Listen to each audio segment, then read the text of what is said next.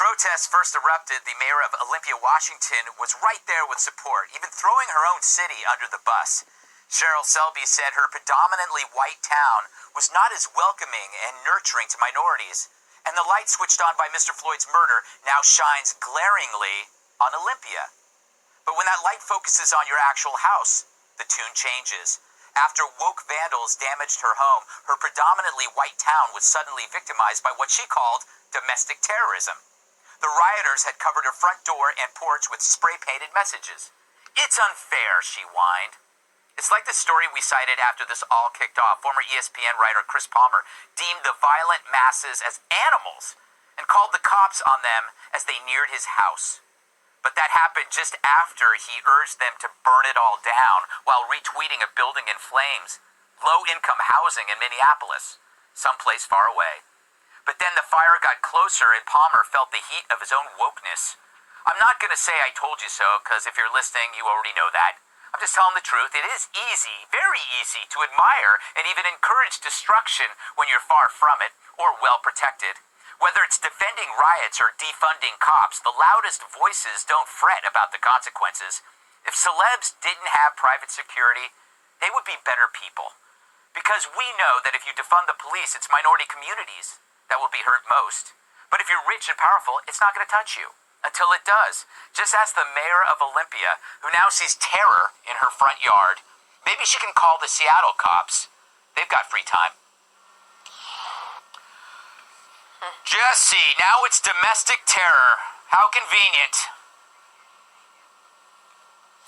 Yeah, well, I had Victor Davis Hanson on Waters World over the past weekend. He's very smart, near the IQ range of you, Greg. I'd say top 20, maybe even 10%. And he said, historically, when you have movements like this throughout the world, usually what puts a stop to them is when they start eating their own. And right now, you're kind of getting close to the circular firing squad situation. You know, they went after CNN headquarters. They even vandalized the AFL-CIO headquarters. Now they're going to the homes of Democrat politicians.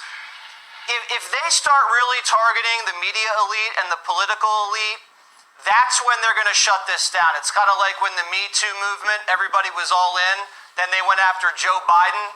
Now you don't believe all women anymore. That got shut down pretty quickly. The one thing I would tell these Democrats, if you don't want people vandalizing your house, build a wall. Very effective with this stuff. Yeah. Emily, this is your part of your neck of the woods.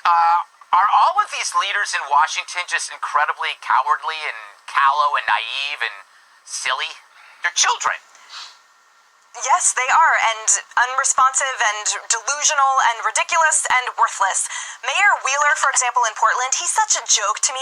Remember when he let Portland's ICE building be occupied for 5 weeks, after which the human excrement and needles were so thick they had to have a hazmat team come in to clean it, and he was saying during that time, oh, I'm not going to let the city get involved, but pretty sure it was the city's residents whose taxes paid for that cleanup.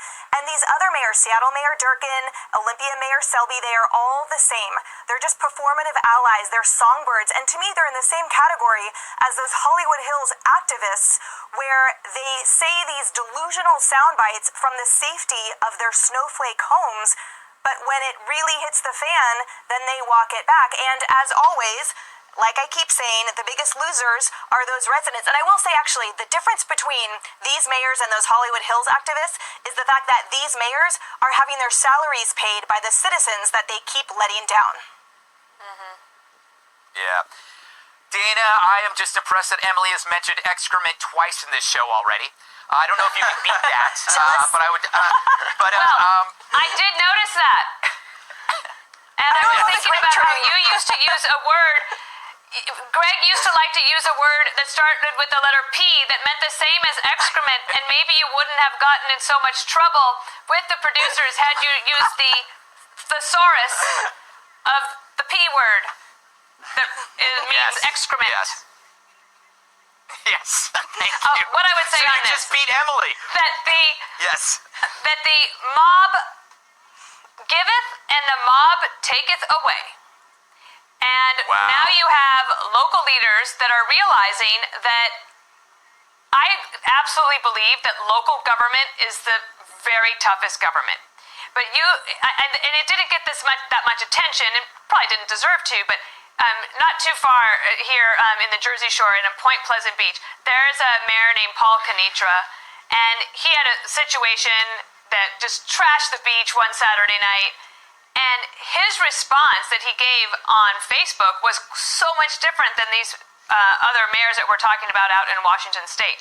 There are some really good local elected leaders out there. We need people that want to be in local government.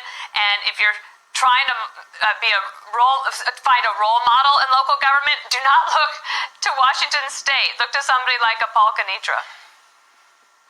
Yeah. All right, Juan, take us home.